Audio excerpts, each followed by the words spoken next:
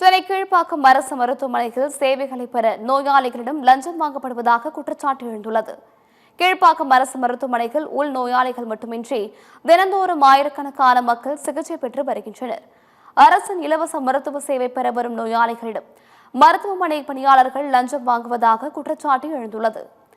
ஸ்ட்ரெச்சரில் தள்ளி செல்லவும் கட்டுப்போடவும் பணம் வசூலிப்பதாக நோயாளிகள் குற்றம் சாட்டியுள்ளனர்.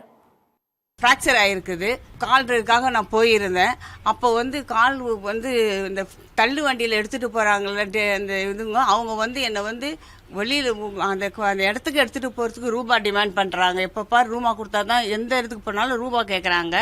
100 ரூபாய் 200 ரூபாய் இல்லாத அந்த தள்ளு வண்டியிலேருந்து அவங்க கான்ட்ராக்ட் பேசிஸில் இருக்கவங்க அந்த மாதிரி லைனில் இருக்கிறாங்க. ரெண்டாவது கட்டு போடுற இடத்துலலாம் ரூபா கேட்குறாங்க.